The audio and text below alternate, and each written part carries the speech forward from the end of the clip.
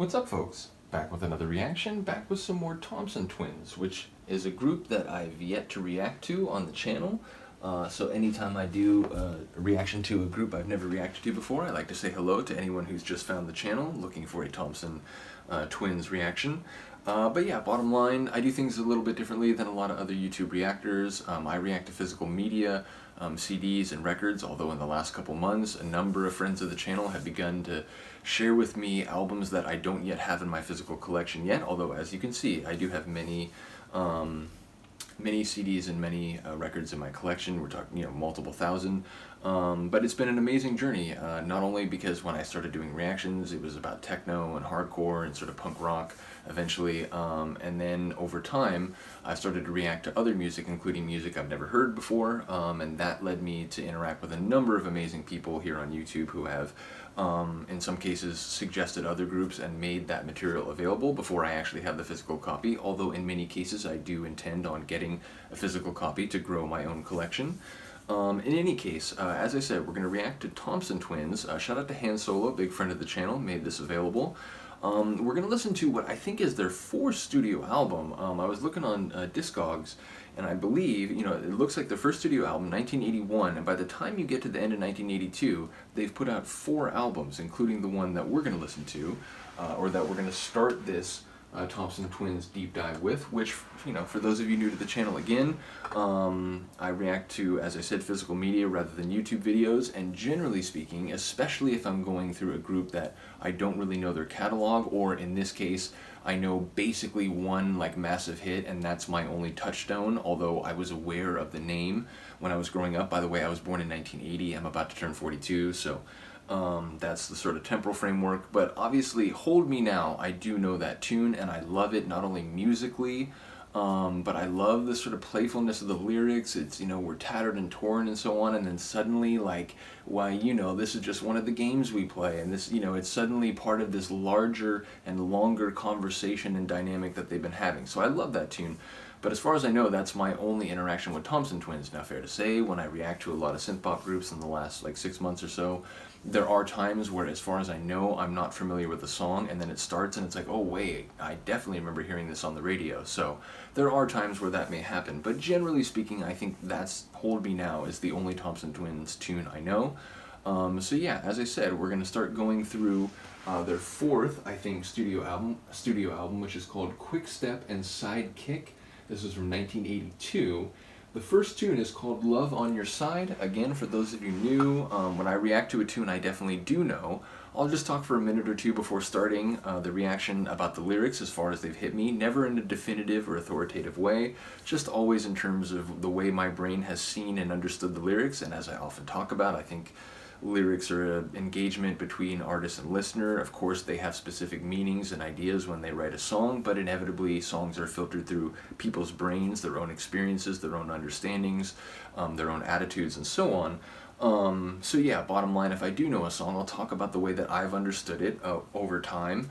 And again, all sort of interpretive opinions are welcome on the channel, but when I'm reacting to a tune that, as far as I know, I've never heard, I'll just take a minute or two and think about the title and any sort of themes or concepts that it suggests to me, so that if, there's a line during the song that is sort of running in one of those directions, my mind will already be sort of keen to perceive it or to sort of pick it up. So basically it's just a quick exercise for me mentally, and the title, again, Love on Your Side, it sounds, positive. It sounds like an emotional state is active for someone, that maybe the person that the narrator or the speaker of the tune is speaking to, but ultimately, love on your side, it suggests that, fortune is favoring you. You are in the world of intimacy and emotional connections, emotional intimacy, not just physical intimacy, that the sun is shining on you right now. But, if you listen to 80s synth pop long enough and you listen to enough groups, you know that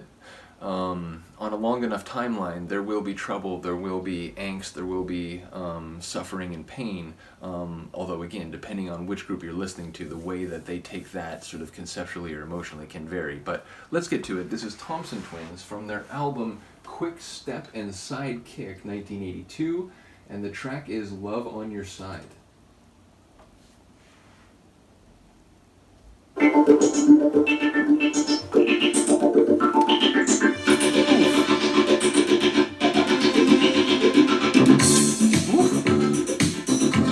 like that real kind of frenetic, intense opening.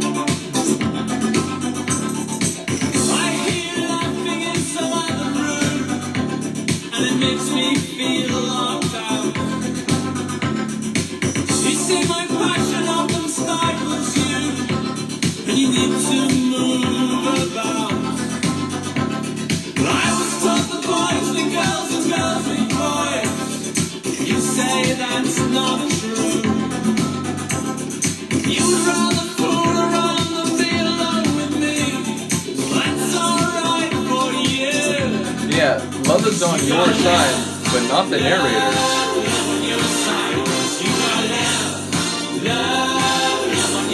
I like those key hits.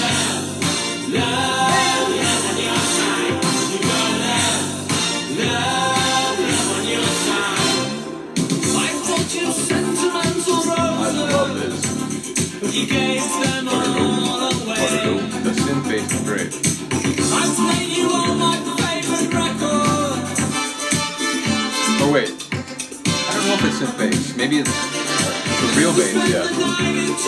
Talking all the time. I'm making no assumptions. I was so surprised to find that after all, it doesn't hurt to be alone. 'Cause you got love, love, love on your side. 'Cause you got love, love, love on your side. 'Cause you got love, love, love on your side. 'Cause you got love, love. Kind of very big, kind of like loud chorus. Love the way it rolls back into the verses. Somehow I'm still unsure.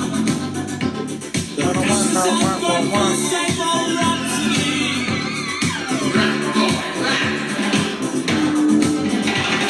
I don't understand just what I'm doing to myself. I guess that's nothing new. When you meet someone who doesn't follow all the rules, it changes everything you do. You got love, love, love on your side. You got love, love, love on your side. You got love, love, love on your side. You got love, love, love on your side. Stripped down percussive interlude. Very like clattery, syncopated. Love it.